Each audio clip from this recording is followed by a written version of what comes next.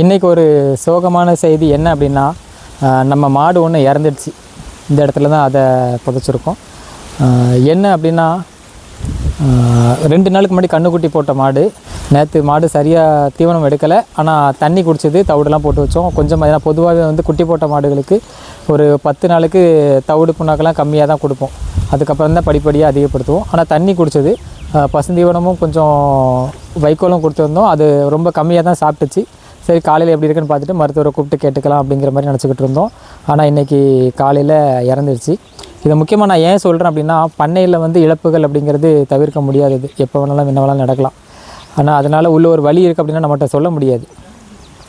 நம்ம முடிஞ்ச வரைக்கும் கவனமாக கண்காணிப்போம். அதில் ஒரு சின்ன மாற்றம் வரும்போது மருத்துவரை உடனே நம்ம நினச்ச நேரத்துக்கு இங்கே வரவும் மாட்டாங்க.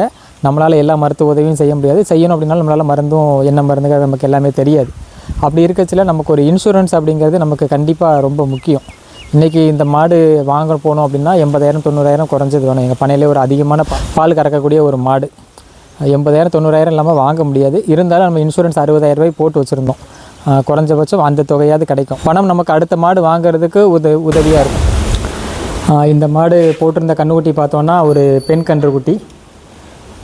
இந்த இருக்குது அந்த கன்றுக்குட்டி. இந்த கன்றுக்குட்டி இப்போது காலையில் அந்த மாடு இறந்ததுனால பால் கொடுக்கணுமே அப்படிங்கிறதுக்காக இந்த மாடு கன்றுக்குட்டி கிடையாது. இந்த மாடு கன்றுக்குட்டி பெருசாக வளர்ந்து அந்த கடைசியில் கட்டி போட்டிருக்கோம். அந்த பக்கம் வச்சுருக்கோம். அது இப்போ பால் குடிக்கலாம் விடுறது கிடையாது. அது ஒரு காளை கன்றுக்குட்டி. இப்போ இந்த மாடு சும்மா இருக்கிறதுனால அந்த மாட்டோட மடியில் கன்றுக்குட்டியை பால் குடிக்க விட்டோம். அது தன்னோட கன்றுக்குட்டி மாதிரி நல்லா சேர்த்துக்கிடுச்சு.